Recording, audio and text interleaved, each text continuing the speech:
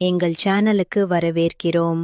இப்படிப்பட்ட சுவாரஸ்யமான கதைகளை தெரிந்து கொள்ள சேனலை சப்ஸ்கிரைப் பண்ணிக்கொள்ள மறந்திடாதீர்கள். இப்போது ஒரு உண்மை சம்பவத்தைப் போல உணர வைக்கும் கதையை சொல்லப் போகிறேன்.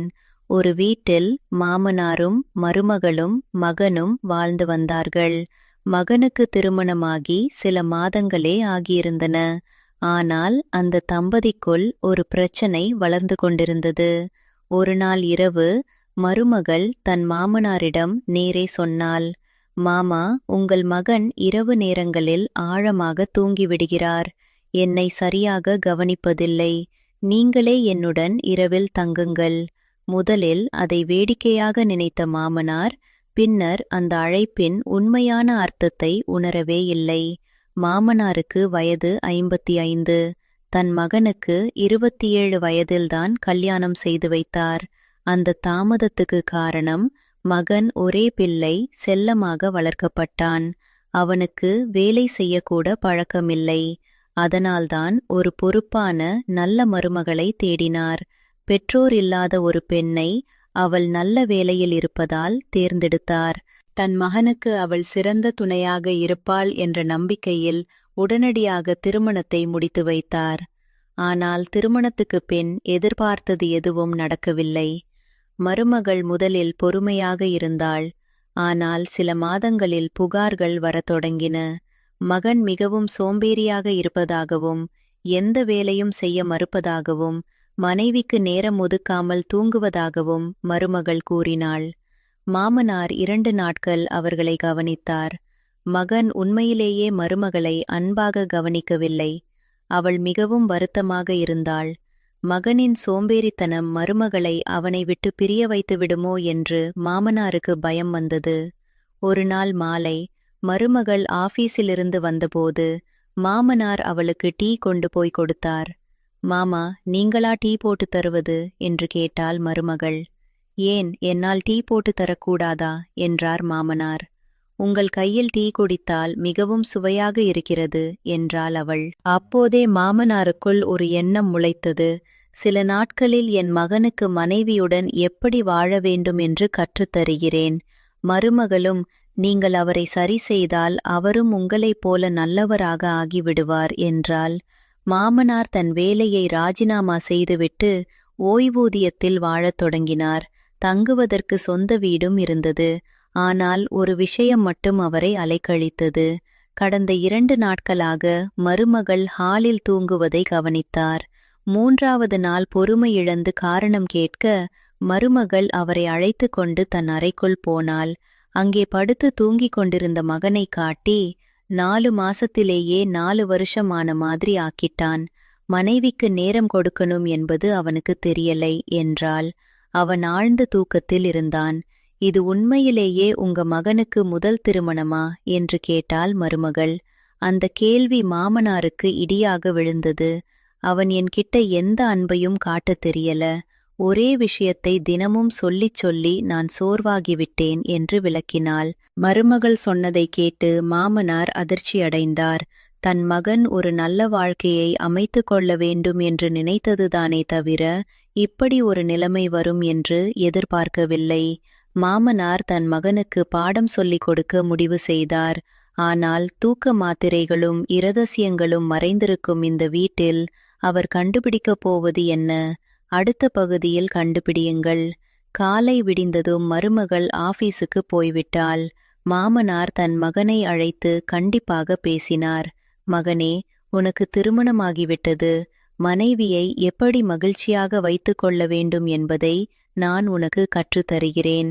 உனது ஆழ்ந்த தூக்கம் உன் மனைவிக்கு சோர்வை தருகிறது என்றார். ஆனால் மகனோ, அப்பா, எவ்வளவு நேரம் நான் தூங்குகிறேன் என்று உங்களுக்கு தெரியுமா என்றான். அவனுக்கு தன் தவறு புரியவே இல்லை. அன்று இரவு மாமனார் தன் மகன் மற்றும் மருமகளின் அறைக்கு வெளியே போய் எட்டி பார்த்தார். மகன் மீண்டும் ஆழ்ந்த தூக்கத்தில் இருந்தான். மருமகள் ஜன்னலருகே நின்று கொண்டிருந்தாள். மாமனாருக்கு கால் வழுக்கி கீழே விழுந்துவிட்டார். சத்தம் கேட்டு மருமகள் வெளியே ஓடி வந்து, மாமா, இந்த நேரத்தில் எங்கள் அறைக்கு வெளியே என்ன செய்து கொண்டிருந்தீர்கள் என்று கேட்டாள். காலையில் என் மகனுக்கு புரிய வைத்தேன். ஆனால் அவன் இன்றும் தூங்குகிறானா என்று பார்க்க வந்தேன் என்றார் மாமனார். மாமா, நீங்கள் அவருக்கு மன அழுத்தம் கொடுக்க வேண்டாம், நான் பார்த்து கொள்கிறேன் என்று சொல்லி அவர் கையை பிடித்து தூக்கி அவரது அறைக்கு அழைத்துப் போனாள். அறைக்குச் சென்றதும் மருமகள் மாமனாரின் கால்களை பிடித்துவிட ஆரம்பித்தாள். அந்த தொடுதலிலேயே மாமனாருக்கு ஒரு புதிய உணர்வு ஏற்பட்டது. வெட்கமும் தயக்கமும் ஒரு சேர வந்தன. ஆனால் மருமகள் சொன்னாள், மாமா, நீங்கள் வெட்கப்படத் தேவையில்லை, நீங்கள் மிகவும் சுதந்திரமான குணம் கொண்டவர். பின்னர் மாமனாரின் முகத்தை பார்த்து, உங்கள் மகனை விட நீங்கள் இப்போதும் அழகாகவும் இளமையாகவும் இருக்கிறீர்கள் என்றாள். அந்த வார்த்தைகள் மாமனாரை மேலும் குழப்பின. அன்று முதல் மாமனார் தன் மகனுக்கு பாடம் சொல்லிக் கொடுக்க முயற்சி செய்து கொண்டே இருந்தார். மகனும் கொஞ்சம் கொஞ்சமாக வேலைகளை கற்றுக்கொள்ள ஆரம்பித்தான். ஆனால் மருமகளின் நடத்தையில் ஒரு மாற்றம் தெரிந்தது. ஒரு நாள் மாமனார் சாப்பிட உட்கார்ந்திருந்தபோது மருமகள் அவருக்கு உணவு பரிமாறினாள். அப்போது அவளது ஒரு கால் அவரது காலின் மேல் பட்டுக்கொண்டே இருந்தது. அவள் திரும்ப திரும்ப மாமனாரையே பார்த்து கொண்டிருந்தாள். மாமனாருக்கு உள்ளே ஒரு பயம் முளைத்தது. நான் அவளுடைய மாமனார் என்பதை அவள் மறந்துவிட்டாளோ என்று அவர் எண்ணினார். சாப்பிட்டு முடிந்ததும், மருமகளே, வயிறு நிறைந்துவிட்டது என்றார் மாமனார். மாமா, நானும் சாப்பிட வேண்டும் என்றாள் மருமகள். மாமனார் அவளுக்கு உணவு பரிமாறினார். அதற்கு பிறகு மருமகள் அவரிடம் இன்னும் வித்தியாசமாக நடந்து கொள்ளத் தொடங்கினாள். ஒரு கட்டத்தில் மாமனார் கூறினார், நாளைக்கு சில மாணவர்கள் வாடகைக்கு வருகிறார்கள், மாடி ரூமை அவர்களுக்கு விடலாமா என்று கேட்டார். உடனே மருமகள், வேண்டாம் மாமா என்று மறுத்துவிட்டாள். அவள் ஏன் இப்படி மறுக்கிறாள் என்பது அவருக்கு புதிராக இருந்தது. அடுத்த நாள் இரவு திடீரென்று மருமகள் மாமனாரின் அறைக்கு வந்தாள். அவரது கையை பிடித்து தன் அறைக்கு அழைத்துச் சென்றாள். மருமகளே, என்ன நடக்கிறது என்று பயந்து போய் கேட்டார் மாமனார். அவள் ஒரு சட்டையை எடுத்து அவரிடம் நீட்டினாள். இதை போட்டு கொண்டு வாருங்கள் என்றாள். மாமனார் அதிர்ச்சி அடைந்து, நான் உன் மாமனார், இதை நீ மறக்கக்கூடாது என்று கண்டித்தார். ஆனால் மருமகள், உங்கள் பையன் தூங்கிக் கொண்டிருக்கிறான், என் விருப்பங்களை உங்களிடம்தான் பூர்த்தி செய்து கொள்ள வேண்டும் என்று சொன்னாள். மருமகளின் இந்த அணுகுமுறை மாமனாரை அதிர்ச்சியில் ஆழ்த்தியது. ஆனால் இதற்கு பின்னால் ஒரு பெரிய சூழ்ச்சி மறைந்திருந்தது. அந்த சட்டையின் உண்மை என்ன? அடுத்த பகுதியில் தெரிந்து கொள்ளுங்கள். மாமனார் அந்த சட்டையை வாங்கிக் கொள்ள மறுத்துவிட்டார். நான் உன் மாமனார் என்று மீண்டும் சொல்லி அங்கிருந்து வெளியேறினார். அடுத்த நாள் மகன் காலையில் எழுந்து காலை உணவு சாப்பிட்டு கொண்டிருந்தபோது மாமனார் அவனிடம் அந்த சட்டையை காட்டினார். இதை உனக்காகத்தான் உன் மனைவி வாங்கியிருக்கிறாள், ஆனால் நீ போடாமல் விட்டுவிட்டாய். இப்போது இதே சட்டையை என்னிடம் தந்து நான் போட்டுக்கொள்ள வேண்டும் என்று கேட்கிறாள். உன் மனைவி என்னிடம் இப்படி பேசுவதற்கு காரணம் நீதான் என்று கடுமையாக பேசினார். மகனால் அதை தாங்கிக் கொள்ள முடியவில்லை. அவன் அழத் தொடங்கினான். அப்பா, எனக்கு எல்லாம் புரிகிறது. ஆனால் எனக்கு ஏன் இரவில் இவ்வளவு ஆழமாக தூக்கம் வருகிறது என்று எனக்கே புரியவில்லை. கல்யாணமான சில மாதங்களுக்குப் பிறகுதான் இந்த பிரச்சனை ஆரம்பித்தது. என் மனைவி என்னிடம் அன்பு காட்டுவதில்லை, எனக்கு தெரிந்தது இதுதான் என்றான். இந்த வார்த்தைகள் மாமனாருக்குள் ஒரு சந்தேகத்தை விதைத்தன. யார் பொய் சொல்கிறார்கள், மகனா அல்லது மருமகளா என்ற கேள்வி அவருக்குள் முளைத்தது. இந்த குழப்பத்துக்கு ஒரு முடிவு காண மாமனார் ஒரு திட்டத்தை வகுத்தார். அன்று இரவு அவர் தன் மகனை தம் அறையில் தூங்கச் சொன்னார். மகனுக்கு பதிலாக மாமனார் மகனின் படுக்கையில் மருமகளின் அறைக்குச் சென்று படுத்துக்கொண்டார். மகன் படுத்திருப்பது போல் போர்வையை தன் முகம் வரை இழுத்துக்கொண்டு ஃபேன் ஓனில் போட்டுக்கொண்டு காத்திருந்தார். காரணம், மருமகள் வரும்போது அவர் யார் என்று தெரியாமல் எப்படி நடந்து கொள்கிறாள் என்பதை உண்மையாக கவனிக்க வேண்டும் என்பதே. சற்று நேரத்தில் மருமகள் அறைக்குள் நுழைந்தாள். படுத்திருப்பவர் தன் கணவன் என்று நினைத்து கொண்டு அவள் படுக்கையில் வந்து உட்கார்ந்தாள். மாமனாரின் காலிலிருந்து போர்வை சிறிது நழுவியது. ஆனால் அவள் அதை கவனிக்கவில்லை. என்னை கவனிக்காமல் தூங்கிவிட்டாயா என்று முணுமுணுத்தாள். அப்போதுதான் திடீரென்று கதவு தட்டும் சத்தம் கேட்டது. மருமகள் எழுந்து கதவை திறந்தாள். ஒரு ஆண் குரல் டயானா என்று அழைத்தது. மாமனார் போர்வைக்குள் மூச்சை அடக்கிக் கொண்டு அனைத்தையும் கேட்டுக்கொண்டிருந்தார். என்ன விஷயம் என்று அந்த ஆண் கேட்டான். உன்னோட சோம்பேறி கணவனை உனக்கு பிடித்து விட்டதா என்று கிண்டலாக கேட்டான். மருமகள் பதிலளித்தாள். அவன் இன்று சாப்பிட்டதில் நான் தூக்க மாத்திரையை கலந்துவிட்டேன். காலை வரை அவன் எழுந்திருக்க மாட்டான். அந்த ஆண் சிரித்துக்கொண்டே, நல்லது, உன் மாமனாரை என்ன செய்யப் போகிறாய் என்று கேட்டான். என் மாமனார் என்னிடம் நெருங்கி வர ஆரம்பித்து விட்டார். அவர் வெட்கப்பட்டு வீட்டை விட்டு போய்விடுவார் என்று நினைத்தேன். ஆனால் அவர் இங்கேயே இருக்க முடிவு செய்துவிட்டார் என்றாள் மருமகள். மாமனாரின் உடல் சிலிர்த்தது. அவர் மருமகளை ஒரு நல்ல பெண்ணாக நினைத்திருந்தார். ஆனால் இங்கோ அவள் தன் மகனை ஏமாற்றிக் கொண்டும் தூக்க மாத்திரை கொடுத்து மயக்கமடையச் செய்து கொண்டும் வேறொரு ஆணுடன் சந்தித்து கொண்டும் இருந்தாள். பொருளாதாரத்துக்காக அவள் இந்த திருமணத்தை செய்து கொண்டு பின்னால் வேறு உறவு வைத்து கொண்டிருந்தாள். மாமனார் பொறுமை இழந்து போர்வையை விலக்கிக் கொண்டு எழுந்து உட்கார்ந்தார். மாமனார் முன்னால் நின்ற அந்த ஆண் மற்றும் மருமகள் இருவரும் அதிர்ச்சியில் உறைந்து போனார்கள். அப்போதுதான் மாமனார் கடைசி முடிவை எடுத்தார். என்ன நடந்தது தெரியுமா? அடுத்த பகுதியில் பார்க்கலாம். நான் உன்னை ஒரு நல்ல பொன்னாக நினைத்தேன். ஆனால் நீ என் மகனை ஏமாற்றுகிறாய் என்று குரல் கொடுத்தார் மாமனார். மருமகள் முகம் வெளிரிப்போனது. அந்த ஆண் மட்டும் தைரியமாக, உங்கள் மகன் ஒரு உதவாக்கரை. அப்படிப்பட்ட ஆண்களை எந்த பெண்தான் விரும்புவாள் என்று கேலியாகச் சொன்னான். இப்போது நீங்கள் எல்லாவற்றையும் பார்த்து விட்டீர்கள். இனி எங்களுக்கு மறைக்க ஒன்றுமில்லை என்று தொடர்ந்தான் அவன். மாமனாரின் மனம் கொதித்தது. அவர் உடனடியாக அந்த இருவரையும் அருகிலிருந்த காவல் நிலையத்தில் பிடித்து கொடுப்பது என்று முடிவு செய்தார். ஆனால் அவர் அந்த இடத்தை விட்டு நகர்வதற்குள் அந்த ஆண் அவரை தடுத்தான். நீங்கள் போலீசுக்கு போனாலும் உங்கள் பையனின் கதை என்ன? அவன் மனைவியை கவனிக்கத் தெரியாதவன். நாங்கள் சொல்வதை யாரும் நம்ப மாட்டார்கள். நீங்களும் எங்களோடு சேர்ந்து கொண்டால் எல்லோருக்கும் நல்லது என்றான். மருமகளும் கெஞ்சும் குரலில், மாமா, நானும் இவரும் நெருங்கிய நண்பர்கள். உங்கள் மகன் எனக்கு தேவையான அன்பை தரவில்லை. அதனால்தான் நான் இப்படி செய்தேன்.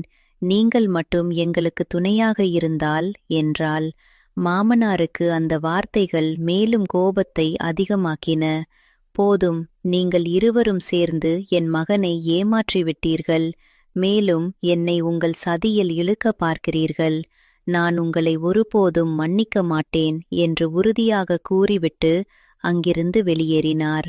இரவு நேரமாக இருந்தாலும் வீட்டுக்குள் மகன் தூங்கிக் கொண்டிருந்ததால் அவர் வாகனத்தை எடுத்துக்கொண்டு நேராக காவல் நிலையம் சென்றார். உறக்கத்தில் இருந்த காவலாளியிடம் சத்தம் போட்டு அதிகாரி யாருக்காவது விளக்கம் கொடுத்தார். என் மருமகள் மற்றும் அவளது கள்ளக்காதலன் என் வீட்டில் இப்போதும் இருக்கிறார்கள். அவர்கள் என் மகனுக்கு தூக்க மாத்திரை கொடுத்து மயக்கமடையச் செய்து இரகசியமாக சந்தித்துக் கொண்டிருக்கிறார்கள். உடனே நடவடிக்கை எடுங்கள் என்று கூறினார். போலீஸ் உடனடியாக சம்பவ இடத்திற்கு புறப்பட்டது. வீட்டுக்கு திரும்பிய போது அந்த ஆணும் மருமகளும் பதட்டத்தில் பொருட்களை எடுத்துக்கொண்டு தப்ப முயன்று கொண்டிருந்தார்கள்.